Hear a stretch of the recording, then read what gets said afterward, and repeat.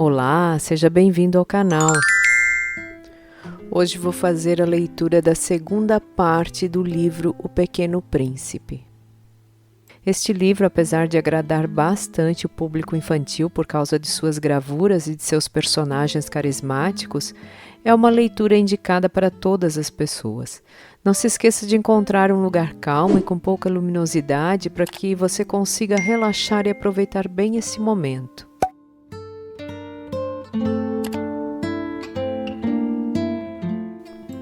O Pequeno Príncipe, Antoine de Saint-Exupéry. O quinto planeta era muito curioso. Era o menor de todos. Mal dava para um lampião e o acendedor de lampiões. O príncipezinho não podia atinar para que pudessem servir no céu, num planeta sem casa e sem gente, um lampião e o acendedor de lampiões. No entanto, disse consigo mesmo, talvez esse homem seja mesmo absurdo. No entanto, é menos absurdo que o rei, que o vaidoso, que o homem de negócios, que o beberrão. Seu trabalho, ao menos, tem um sentido. Quando acende o lampião, é como se fizesse nascer mais uma estrela, mais uma flor. Quando o apaga, porém, é estrela ou flor que adormecem. É uma ocupação bonita. E é útil porque é bonita. Quando abordou o planeta, saudou respeitosamente o acendedor. Bom dia! Por que acabas de apagar teu lampião? Eu executo uma tarefa terrível. É o regulamento, respondeu o acendedor. Bom dia. Que é o regulamento? É apagar meu lampião. Boa noite. E tornou a acender. Mas por que acabas de o acender de novo? É o regulamento, respondeu o acendedor. Eu não compreendo, disse o príncipezinho.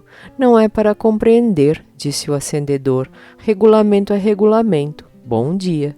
E apagou o lampião. Em seguida, enxugou a fronte num lenço de quadrinhos vermelhos. Eu executo uma tarefa terrível. Antigamente era razoável. Apagava de manhã e acendia à noite. Tinha o resto do dia para descansar e o resto da noite para dormir. E depois disso mudou o regulamento? O regulamento não mudou, disse o acendedor. Aí é que está o drama. O planeta de ano em ano gira mais depressa. E o regulamento não muda. E então, disse o príncipezinho, agora que ele dá uma volta por minuto, não tenho mais um segundo de repouso. Acendo e apago uma vez por minuto. Ah, que engraçado! Os dias aqui duram 1 minuto. Não é nada engraçado, disse o acendedor. Já faz 1 mês que estamos conversando. 1 mês? Sim, 30 minutos. 30 dias. Boa noite. E acendeu o lampião. O príncipezinho considerou e amou aquele acendedor tão fiel ao regulamento. Lembrou-se dos pôres do sol que ele mesmo produzia, recuando um pouco a cadeira. Quis ajudar o amigo. Sabes, eu sei de um modo de descansar quando quiseres. Eu sempre quero, disse o acendedor, pois a gente pode ser ao mesmo tempo fiel e preguiçoso. E o príncipezinho prosseguiu. Teu planeta é tão pequeno que podes com 3 passos dar-lhe a volta. Basta andares lentamente, bem lentamente, de modo a ficares sempre ao sol. Quando quiseres descansar, caminharás, e o dia durará quanto queiras. Isso não adianta muito, disse o acendedor. O que eu gosto mais na vida é de dormir. Então não há remédio, disse o príncipezinho. Não há remédio, disse o acendedor. Bom dia. E apagou seu lampião. Esse aí, disse para si o príncipezinho, ao prosseguir a viagem para mais longe, esse aí seria desprezado por todos. Os outros, o rei, o vaidoso, o beberrão, o homem de negócios. No entanto, é o único que não me parece ridículo. Talvez porque é o único que se ocupa de outra coisa que não seja ele próprio. Suspirou de pesar e disse ainda, era o único que eu podia ter feito meu amigo, mas seu planeta é mesmo pequeno demais, não há lugar para 2. O que o príncipezinho não ousava confessar é que os 1440 pôres do sol em 24 horas davam-lhe certa saudade do abençoado planeta. O 6º planeta era 10 vezes maior. Era habitado por um velho que escrevia livros enormes. Bravo, eis um explorador, exclamou ele logo que viu o príncipezinho. O príncipezinho assentou-se na mesa, ofegante. Já viajara tanto? De onde vens? Perguntou-lhe o velho. Que livro é esse? Perguntou-lhe o príncipezinho. Que faz o senhor aqui? Sou geógrafo, respondeu o velho. Que é um geógrafo? Perguntou o príncipezinho. É um sábio que sabe onde se encontram os mares, os rios, as cidades, as montanhas, os desertos. É bem interessante, disse o príncipezinho. Eis afinal uma verdadeira profissão. E lançou um olhar em torno de si no planeta do geógrafo. Nunca havia visto planeta tão majestoso. O seu planeta é muito bonito. Haverá oceanos nele? Como hei de saber, disse o geógrafo. Ah, o príncipezinho estava decepcionado. E montanhas? Como hei de saber, disse o geógrafo. E cidades, e rios, e desertos? Como hei de saber, disse o geógrafo pela terceira vez. Mas o senhor é geógrafo. É claro, disse o geógrafo, mas não sou explorador. Há uma falta absoluta de exploradores. Não é o geógrafo que vai contar as cidades, os rios, as montanhas, os mares, os oceanos, os desertos. O geógrafo é muito importante para estar passeando. Não deixa um instante a escrivaninha, mas recebe os exploradores, interroga-os, anota as suas lembranças. E se as lembranças de alguns lhe parecem interessantes, o geógrafo estabelece um inquérito sobre a moralidade do explorador. Por quê? Porque um explorador que mentisse produziria catástrofes nos livros de geografia, como o explorador que bebesse demais. Por quê? Perguntou o príncipezinho. Porque os bêbados vêm dobrado, então o geógrafo anotaria 2 montanhas onde há uma só. Conheço alguém, disse o príncipezinho, que seria um mau explorador. É possível. Pois bem, quando a moralidade do explorador parece boa, faz-se uma investigação sobre a sua descoberta. Vai-se ver? Não, seria muito complicado. Mas exige-se do explorador que ele forneça provas. Trata-se, por exemplo, de uma grande montanha. Ele trará grandes pedras. O geógrafo de súbito se entusiasmou. Mas tu vens de longe, tu és explorador. Tu me vais descrever o teu planeta. E o geógrafo, tendo aberto o seu caderno, apontou o seu lápis. Anotam-se primeiro a lápis as narrações dos exploradores. Espera-se para cobrir a tinta que o explorador tenha fornecido provas. Então, interrogou o geógrafo. Onde eu moro, disse o príncipezinho, não é interessante, é muito pequeno. Eu tenho 3 vulcões, 2 vulcões em atividade e 1 vulcão extinto. A gente nunca sabe, repetiu o geógrafo. Tenho também uma flor, mas nós não anotamos as flores, disse o geógrafo. Por que não? É o mais bonito, porque as flores são efêmeras. Que quer dizer efêmera? As geografias, disse o geógrafo, são os livros de mais valor. Nunca ficam fora de moda. É muito raro que um monte troque de lugar. É muito raro um oceano esvaziar-se. Nós escrevemos coisas eternas, mas os vulcões extintos podem se reanimar, interrompeu o príncipezinho. Que quer dizer efêmera? Que os vulcões estejam extintos ou não, isso dá no mesmo para nós, disse o geógrafo. O que nos interessa é a montanha, ela não muda. Mas que quer dizer efêmera? Repetiu o príncipezinho, que nunca na sua vida renunciara a uma pergunta que tivesse feito. Quer dizer ameaçada de próxima desaparição. Minha flor está ameaçada de próxima desaparição? Sem dúvida. Minha flor é efêmera, disse o príncipezinho, e não tem mais que 4 espinhos para defender-se do mundo. E eu a deixei sozinha.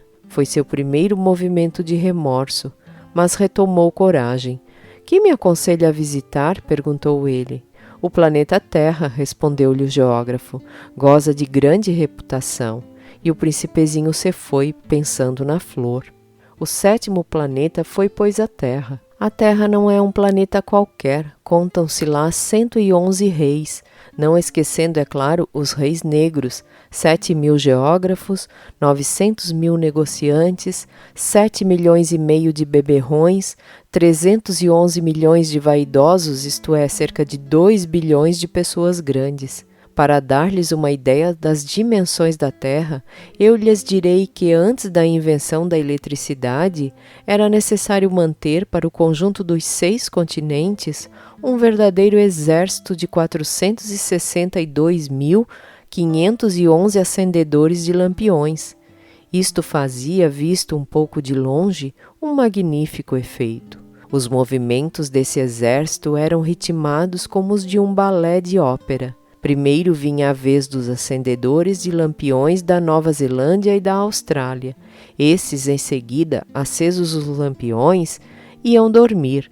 Entrava, por sua vez, a dança dos acendedores de lampiões da China e da Sibéria, e também desapareciam nos bastidores. Vinha a vez dos acendedores de lampiões da Rússia e das Índias, depois os da África e da Europa, depois os da América do Sul, os da América do Norte, e jamais se enganavam na ordem de entrada quando apareciam em cena. Era um espetáculo grandioso. Apenas 2, o acendedor do único lampião do Polo Norte e seu colega do único lampião do Polo Sul, levavam vida ociosa e descuidada. Trabalhavam 2 vezes por ano. Quando a gente quer fazer graça, mente às vezes um pouco. Não fui lá muito honesto ao lhes falar dos acendedores de lampiões. Corro o risco de dar àqueles que não conhecem o nosso planeta uma falsa ideia dele. Os homens ocupam, na verdade, muito pouco lugar na superfície da Terra. Se os 2 bilhões de habitantes que povoam a Terra se mantivessem de pé, colados um ao outro como para um comício, acomodar-se-iam facilmente numa praça pública de 20 milhas de comprimento por 20 de largura. Poder-se-ia ajuntar a humanidade toda na menor das ilhas do Pacífico. As pessoas grandes não acreditarão, é claro. Elas julgam ocupar muito espaço. Imaginam-se tão importantes como os baobás. Digam-lhes, pois, que façam o cálculo. Elas adoram os números. Ficarão contentes com isso, mas vocês não percam tempo com esse problema de aritmética. Inútil, vocês acreditam em mim. O príncipezinho, uma vez na terra, ficou, pois, muito surpreso de não ver ninguém. Já receara ter se enganado de planeta, quando um anel cor-de-lua remexeu na areia. Boa noite, disse o príncipezinho inteiramente ao acaso. Boa noite, disse a serpente. Em que planeta me encontro? Perguntou o príncipezinho.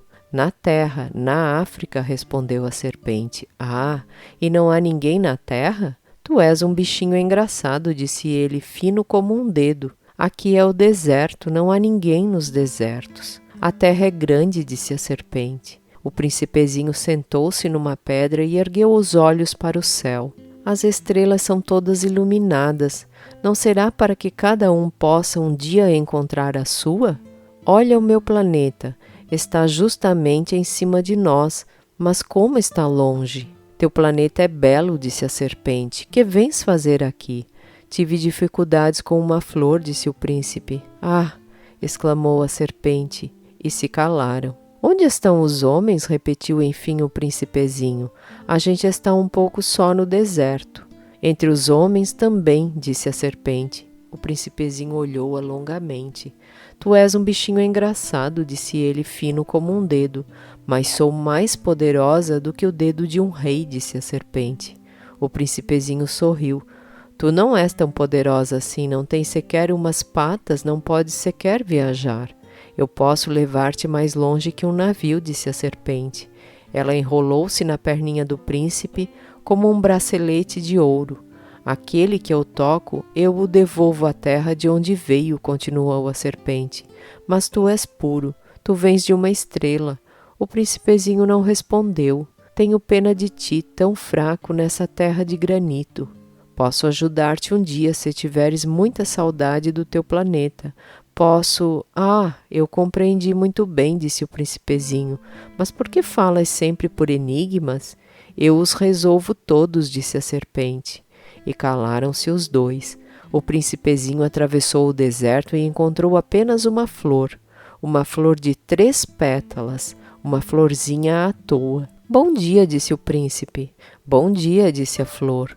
Onde estão os homens? Perguntou polidamente. A flor um dia vira passar uma caravana. Os homens? Eu creio que existem 6 ou 7. Vi-os há muitos anos, mas não se pode nunca saber onde se encontram. O vento os leva, eles não têm raízes, eles não gostam de raízes. Adeus, disse o príncipezinho, adeus, disse a flor. O príncipezinho escalou uma grande montanha. As únicas montanhas que conhecera eram os 3 vulcões que lhes davam pelo joelho. O vulcão extinto servia-lhe de tamborete. De montanha tão alta, pensava ele, verei todo o planeta e todos os homens, mas só viu agulhas de pedra pontudas. Bom dia, disse ele inteiramente ao léu. Bom dia, bom dia, bom dia, respondeu o eco. Quem és tu? Perguntou o príncipezinho. Quem és tu? Quem és tu? Quem és tu? Respondeu o eco. Sede meu amigo, eu estou só, disse ele. Estou só, estou só, estou só, respondeu o eco. Este planeta é todo seco, pontudo e salgado. Que planeta engraçado, pensou então. É todo seco, pontudo e salgado, e os homens não têm imaginação, repetem o que a gente diz.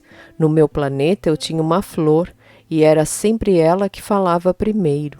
Mas acontece que o príncipezinho, tendo andado muito tempo pelas areias, pelas rochas e pela neve, descobriu enfim uma estrada, e as estradas vão todas na direção dos homens. Bom dia, disse ele. Era um jardim cheio de rosas. Bom dia, disseram as rosas. O príncipezinho contemplou-as. Eram todas iguais à sua flor. Quem sois? Perguntou ele estupefato. Somos rosas, disseram as rosas. Ah! Exclamou o príncipezinho. E ele sentiu-se extremamente infeliz. Sua flor lhe havia contado que ela era a única de sua espécie em todo o universo.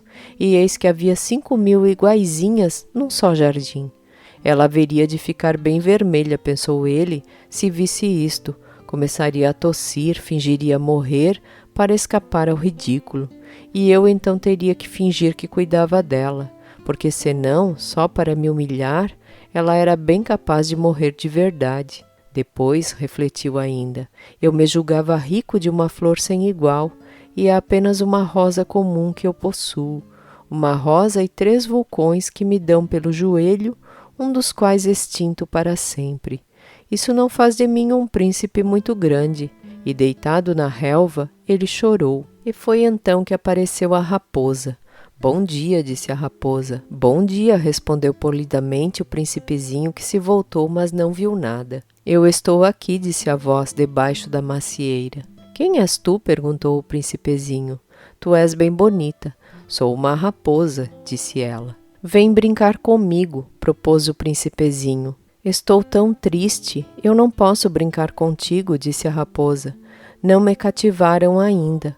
Ah, desculpa, disse o príncipezinho. Após uma reflexão, acrescentou. Que quer dizer cativar? Tu não és daqui, disse a raposa. Que procuras?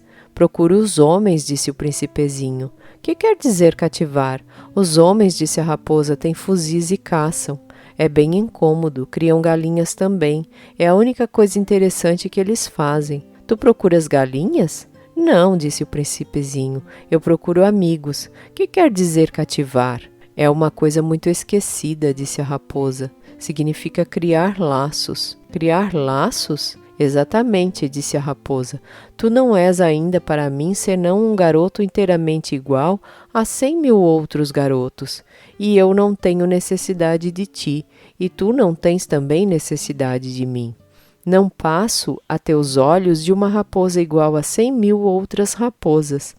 Mas, se tu me cativas, nós teremos necessidade um do outro.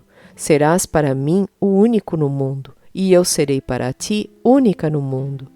Começo a compreender, disse o príncipezinho. Existe uma flor.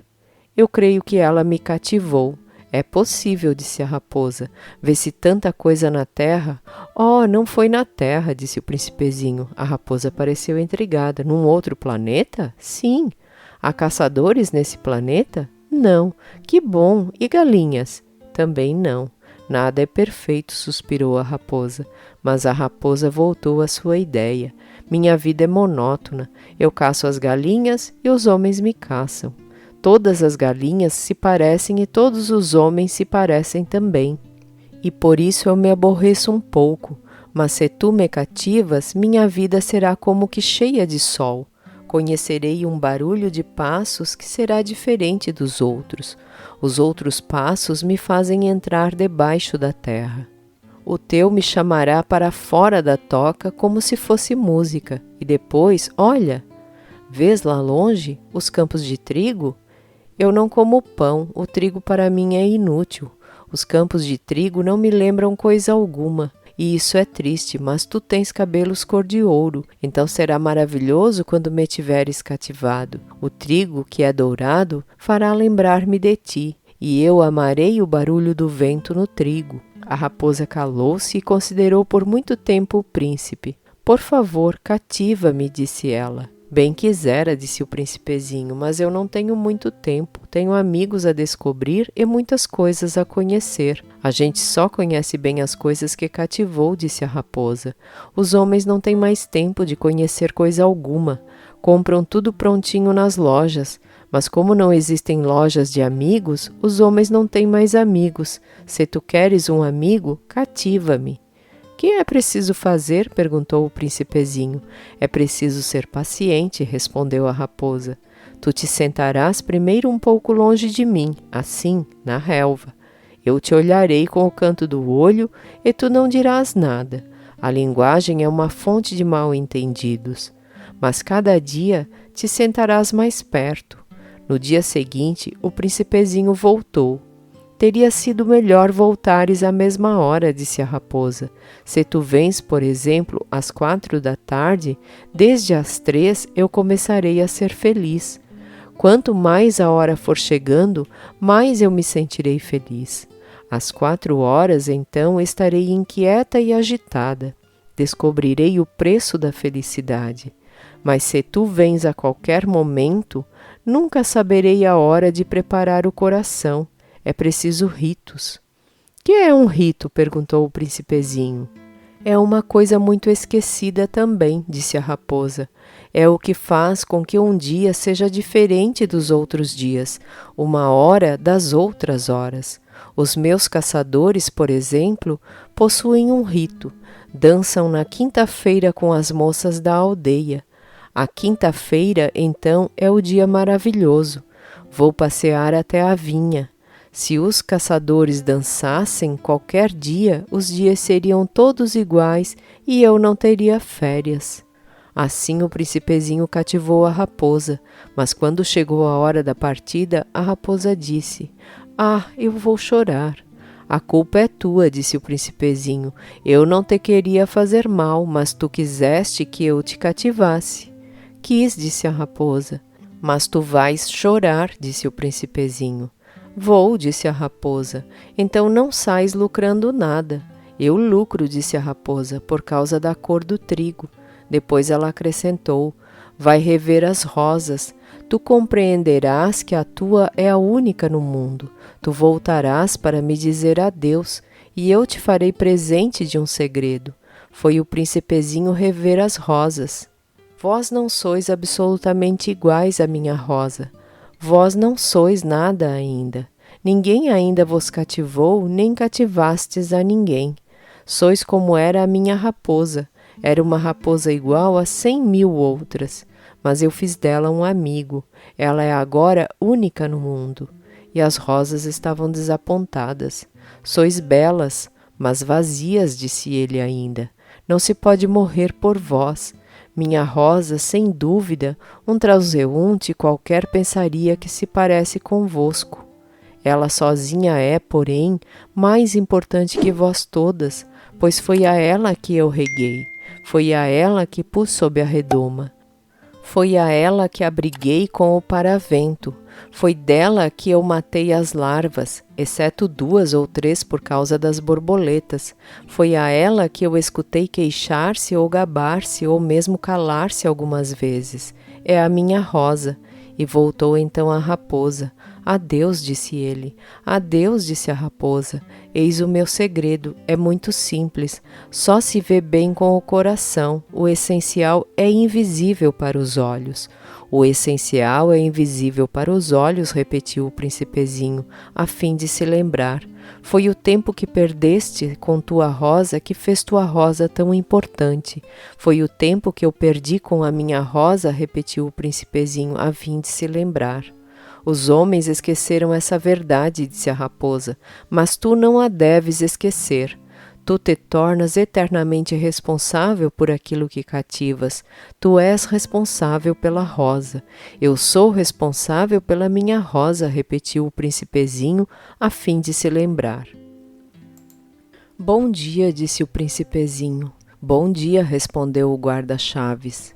Que fazes aqui? Perguntou-lhe o príncipezinho.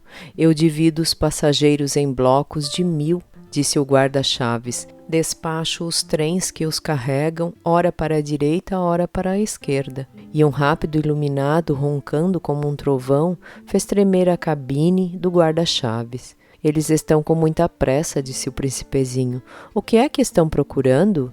Nem o homem da locomotiva sabe, disse o guarda-chaves, e trovejou em sentido inverso um outro rápido iluminado. Já estão de volta? Perguntou o príncipezinho. Não são os mesmos, disse o guarda-chaves. É uma troca. Não estavam contentes onde estavam? Nunca estamos contentes onde estamos, disse o guarda-chaves. E um terceiro rápido, iluminado, trovejou. Estão perseguindo os primeiros viajantes? Perguntou o príncipezinho. Não perseguem nada, disse o guarda-chaves. Estão dormindo lá dentro ou bocejando, só as crianças esmagam o nariz nas vidraças. Só as crianças sabem o que procuram, disse o príncipezinho. Perdem tempo comum a boneca de pano e a boneca se torna muito importante e choram quando a gente a toma. Elas são felizes, disse o guarda-chaves. Bom dia, disse o príncipezinho. Bom dia, disse o vendedor. Era um vendedor de pílulas aperfeiçoadas que aplacavam a sede. Tomava-se uma por semana e não é mais preciso beber. Por que vendes isso? Perguntou o príncipezinho. É uma grande economia de tempo, disse o vendedor. Os peritos calcularam. A gente ganha 53 minutos por semana. E que se faz então com os 53 minutos? O que a gente quiser. Eu, pensou o príncipezinho, se tivesse 53 minutos para gastar, iria caminhando passo a passo, mãos no bolso, na direção de uma fonte. Estávamos no 8º dia de minha pane. Justamente quando bebia a última gota da minha provisão de água, foi que ouvi a história do vendedor. Ah, disse eu ao príncipezinho, são bem bonitas as tuas lembranças, mas eu não consertei ainda meu avião, não tenho mais nada para beber e eu seria feliz, eu também, se pudesse ir caminhando, passo a passo, mãos no bolso, na direção de uma fonte. Minha amiga raposa me disse, meu caro, não se trata mais de raposa. Por quê? Porque vamos morrer de sede. Ele não compreendeu o meu raciocínio e respondeu, é bom ter tido um amigo mesmo se a gente vai morrer. Eu estou muito contente de ter tido a raposa por amiga. Não avalia o perigo, disse eu. Não tem nunca fome ou sede. Um raio de sol lhe basta. Mas ele me olhou e respondeu ao que eu pensava. Tenho sede também, procuremos um poço. Eu fiz um gesto de desânimo. É absurdo procurar um poço ao acaso na imensidão do deserto. No entanto, pusemo-nos a caminho. Já tínhamos andado horas em silêncio quando a noite caiu e as estrelas começaram a brilhar. Eu as via como em sonho porque tinha um pouco de febre por causa da sede. As palavras do príncipezinho dançavam-me na memória. Tu tens sede também? Perguntei-lhe, mas não respondeu à minha pergunta, disse apenas, a água pode ser boa para o coração. Não compreendi sua resposta e calei-me. Eu bem sabia que não adiantava interrogá-lo. Ele estava cansado, sentou-se. Sentei-me junto dele e, após um silêncio, disse ainda, as estrelas são belas por causa de uma flor que não se vê. Eu respondi mesmo e fitei, sem falar, a ondulação da areia enluarada. O deserto belo acrescentou, e era verdade, eu sempre amei o deserto.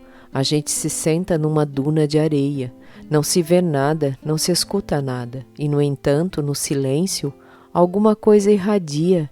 E o que torna belo o deserto, disse o príncipezinho, é que ele esconde um poço em algum lugar. Fiquei surpreso por compreender de súbito essa misteriosa irradiação da areia. Quando eu era pequeno, habitava uma casa antiga e diziam as lendas que ali fora enterrado um tesouro. Ninguém, é claro, o conseguira descobrir, nem talvez mesmo o procurou, mas ele encantava a casa toda. Minha casa escondia um tesouro no fundo do coração. Quer se trate da casa, das estrelas ou do deserto, disse eu ao príncipezinho, o que faz a sua beleza é invisível. Estou contente, disse ele, que estejas de acordo com a raposa. Como o príncipezinho adormecesse, tomei-o nos braços e prossegui a caminhada. Eu estava comovido, tinha a impressão de carregar um frágil tesouro. Parecia-me mesmo não haver na terra nada mais frágil. Considerava a luz da lua, a fronte pálida, os olhos fechados, as mechas de cabelo que tremiam ao vento, e eu pensava, o que eu vejo não é mais que uma casca. O mais importante é invisível. Como seus lábios entreabertos esboçassem um sorriso, pensei ainda, o que tanto me comove nesse príncipe adormecido é sua fidelidade a uma flor. É a imagem de uma rosa que brilha nele como a chama de uma lâmpada, mesmo quando dorme. Eu o pressentia, então, mais frágil ainda. É preciso proteger as lâmpadas com cuidado, um sopro as pode apagar. E, caminhando assim, eu descobri o poço. O dia estava raiando. Os homens, disse o príncipezinho, se enfurnam nos rápidos, mas não sabem o que procuram. Então eles se agitam, ficam rodando à toa. E acrescentou, e isso não adianta. O poço a que tínhamos chegado não se parecia de forma alguma com os poços do Saara. Os poços do Saara são simples buracos na areia. Aquele parecia um poço de aldeia, mas não havia ali aldeia alguma e eu julgava sonhar. É estranho, disse eu ao príncipezinho, tudo está preparado, a roldana, o balde e a corda. Ele riu. Pegou a corda, fez girar a roldana, e a roldana gemeu como gemem os velhos cataventos quando o vento dormiu por muito tempo. Tu escutas, disse o príncipe, estamos acordando o poço, ele canta. Eu não queria que ele fizesse esforço. Deixa que eu puxe, disse eu, é muito pesado para o teu tamanho. Lentamente içei o balde até em cima e o instalei com cuidado na borda do poço. Nos meus ouvidos permanecia ainda o canto da roldana, e na água que ainda brilhava via tremer o sol. Tenho sede dessa água, disse o príncipezinho. Dá-me de beber. E eu compreendi o que ele havia buscado. Levantei-lhe o balde até a boca. Ele bebeu, de olhos fechados. Era doce como uma festa. Essa água era muito mais que um alimento. Nascera da caminhada sob as estrelas, do canto da roldana, do esforço do meu braço. Era boa para o coração como um presente. Quando eu era pequeno, todo o esplendor do presente de Natal estava também na luz da árvore, na música da missa de meia-noite e na doçura dos risos. Os homens do teu planeta, disse o príncipezinho, cultivam 5.000 rosas num mesmo jardim e não encontram o que procuram. Não encontram, respondi, e no entanto o que eles buscam poderia ser achado numa só rosa ou num pouquinho d'água. É verdade. E o príncipezinho acrescentou, mas os olhos são cegos, é preciso buscar com o coração. Eu havia bebido, respirava facilmente. A areia é cor de mel quando amanhece, e a cor de mel me fazia feliz. Por que haveria eu de estar triste? É preciso, disse baixinho o príncipe, que cumpras a tua promessa. Ele estava de novo sentado junto de mim. Que promessa? Tu sabes, a mordaça do meu carneiro, eu sou responsável pela flor. Tirei do bolso as minhas tentativas de desenho. O príncipezinho os viu e disse rindo, teus baobás parecem um pouco repolhos. Ah, eu estava tão orgulhoso dos meus baobás. Tua raposa, as orelhas dela parecem chifres, são compridas demais. Ele riu outra vez. Tu és injusto, meu bem. Eu só sabia desenhar jiboias abertas e fechadas. Não faz mal, disse ele, as crianças entendem. Rabisquei, portanto, uma pequena mordaça, mas sentia, ao entregá-la, um aperto no coração. Tu tens projetos que eu ignoro. Ele não me respondeu, mas disse: lembras-te da minha queda na terra? Amanhã será o aniversário. Depois, após um silêncio, acrescentou: caí pertinho daqui, e ficou vermelho ao dizê-lo. E de novo, sem compreender porquê, eu sentia um estranho pesar. No entanto, ocorreu-me a pergunta: então não foi por acaso que vagavas sozinho quando te encontrei há 8 dias, a milhas e milhas de qualquer região habitada? Não estarias voltando ao ponto da queda? O príncipezinho ficou vermelho de novo, e eu acrescentei hesitando: terá sido por causa do aniversário? O príncipezinho ficou mais vermelho. Não respondia nunca às perguntas, mas quando a gente fica vermelho, não é o mesmo que dizer sim? Ah, disse-lhe eu tenho medo. Mas ele respondeu: tu deves agora trabalhar, ir em busca do teu aparelho.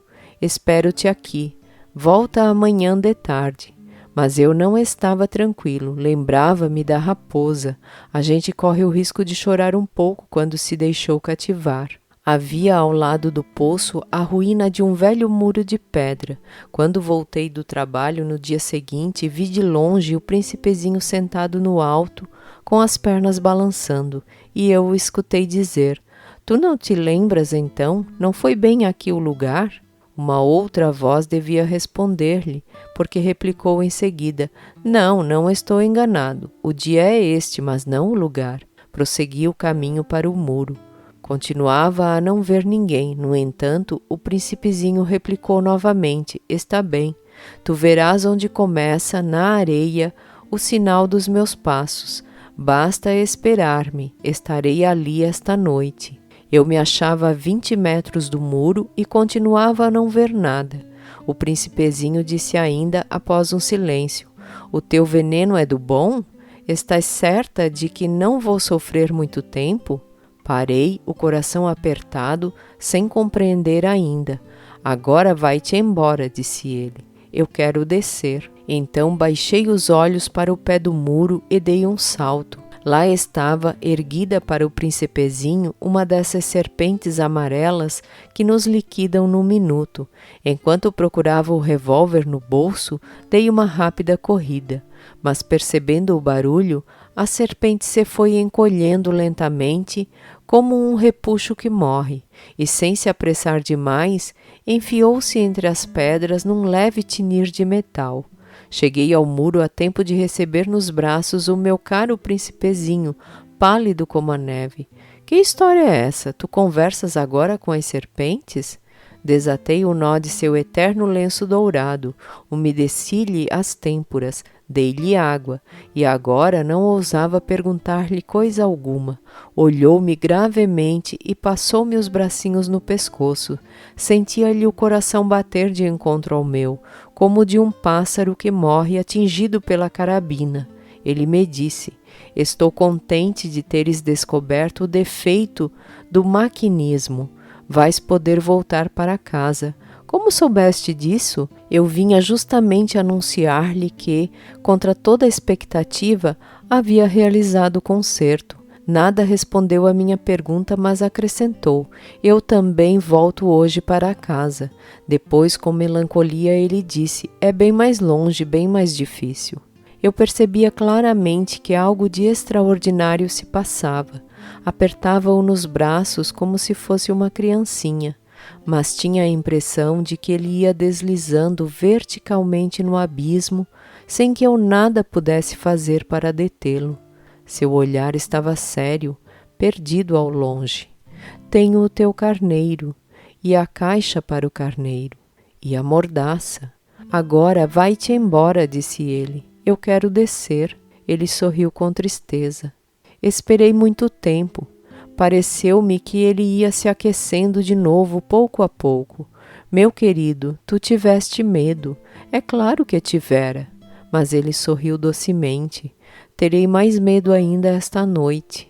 O sentimento do irreparável gelou-me de novo, e eu compreendi que não podia suportar a ideia de nunca mais escutar esse riso. Ele era para mim como uma fonte no deserto. Meu bem, eu quero ainda escutar o teu riso. Mas ele me disse: faz 1 ano esta noite. Minha estrela se achará justamente em cima do lugar onde cai o ano passado. Meu bem, não será um sonho mau essa história de serpente, de encontro marcado, de estrela? Mas não respondeu à minha pergunta e disse: o que é importante a gente não vê. A gente não vê. Será como a flor. Se tu amas uma flor que se acha numa estrela, é doce, de noite, olhar o céu. Todas as estrelas estão floridas. Todas as estrelas estão floridas. Será como a água. Aquela que me deste parecia música, por causa da roldana e da corda. Lembras-te como era boa? Lembro-me. Tu olharás de noite as estrelas. Onde eu moro é muito pequeno, para que eu possa te mostrar onde se encontra a minha. É melhor assim, minha estrela será então qualquer das estrelas. Gostarás de olhar todas elas, serão todas tuas amigas. E depois eu vou fazer-te um presente. Ele riu outra vez. Ah, meu pedacinho de gente, meu amor, como eu gosto de ouvir esse riso. Pois é, ele é o meu presente, será como a água. Que queres dizer? As pessoas têm estrelas que não são as mesmas. Para uns que viajam, as estrelas são guias. Para outros, elas não passam de pequenas luzes. Para outros, os sábios são problemas. Para o meu negociante, eram ouro. Mas todas essas estrelas se calam. Tu, porém, terás estrelas como ninguém. Que queres dizer?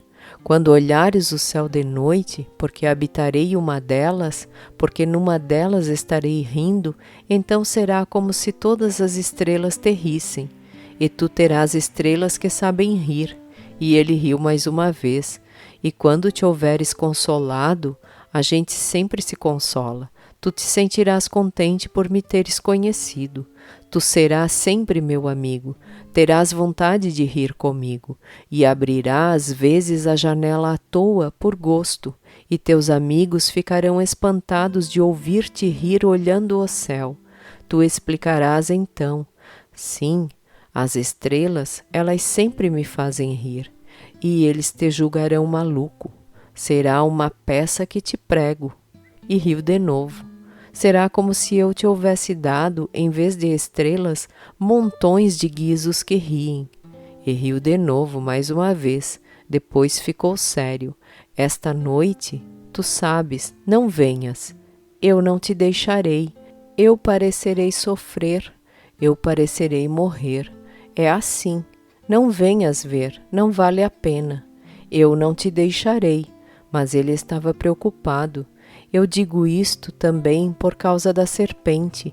É preciso que não te morda. As serpentes são más, podem morder por gosto. Eu não te deixarei. Mas uma coisa o tranquilizou. Elas não têm veneno, é verdade, para uma segunda mordida. Essa noite não ouvi pôr-se a caminho, evadiu-se sem rumor. Quando consegui apanhá-lo, caminhava decidido a passo rápido. Disse-me apenas: ah, estás aqui. E ele me tomou pela mão, mas afligiu-se ainda. Fizeste mal, tu sofrerás. Eu parecerei morto e não será verdade. Eu me calava. Tu compreendes, é longe demais, eu não posso carregar esse corpo, é muito pesado. Eu me calava, mas será como uma velha casca abandonada. Uma casca de árvore não é triste. Eu me calava. Perdeu um pouco da coragem, mas fez ainda um esforço. Será bonito, sabes? Eu também olharei as estrelas.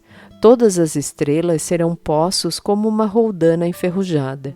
Todas as estrelas me darão de beber. Eu me calava. Será tão divertido.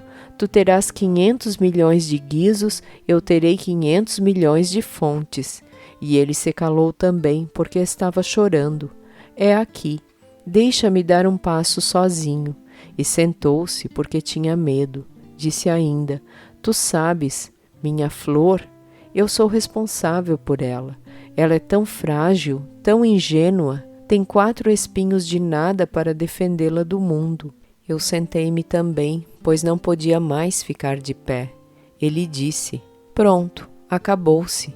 Hesitou ainda um pouco, depois ergueu-se, deu um passo. Eu não podia mover-me. Houve apenas um clarão amarelo perto da sua perna. Permaneceu por um instante imóvel, não gritou. Tombou devagarinho como uma árvore tomba. Nem fez sequer barulho por causa da areia. E agora, certamente, já se vão 6 anos. Jamais contara essa história. Os camaradas ficaram contentes de ver-me são e salvo. Eu estava triste, mas dizia, é o cansaço. Agora já me consolei um pouco, mas não de todo. Sei que ele voltou ao seu planeta, pois ao raiar do dia não lhe encontrei o corpo. Não era um corpo tão pesado assim. E gosto à noite de escutar as estrelas, 500 milhões de guizos. Mas eis que sucede uma coisa extraordinária. Na mordaça que desenhei para o príncipezinho, esqueci de juntar a correia. Não poderá jamais prendê-la no carneiro. E eu pergunto então, que se terá passado no planeta? Pode bem ser que o carneiro tenha comido a flor. Ora, eu penso, certamente que não. O príncipezinho encerra a flor todas as noites na redoma de vidro e vigia bem o carneiro.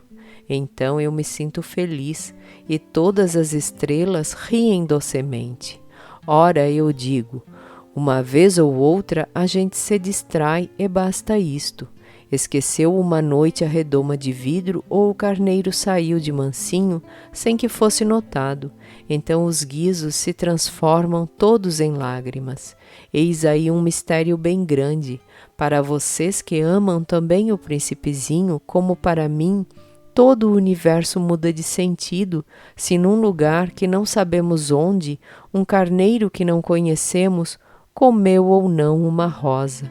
Olhem o céu, perguntem, terá ou não terá o carneiro comido a flor? E verão como tudo fica diferente. E nenhuma pessoa grande jamais compreenderá que isso tenha tanta importância. Esta é para mim a mais bela paisagem do mundo e também a mais triste. É a mesma da página precedente, mas desenhei-a de novo para mostrá-la bem. Foi aqui que o príncipezinho apareceu na terra e desapareceu depois. Olhem atentamente esta paisagem para que estejam certos de reconhecê-la, se viajarem um dia na África através do deserto. E se acontecer passarem por ali, eu lhes suplico que não tenham pressa e que esperem um pouco bem debaixo da estrela. Se então um menino vem ao encontro de vocês, se ele ri, se tem cabelos de ouro, se não responde quando interrogam, adivinharão quem é. Então, por favor, não me deixem tão triste. Escrevam-me depressa que ele voltou. Fim.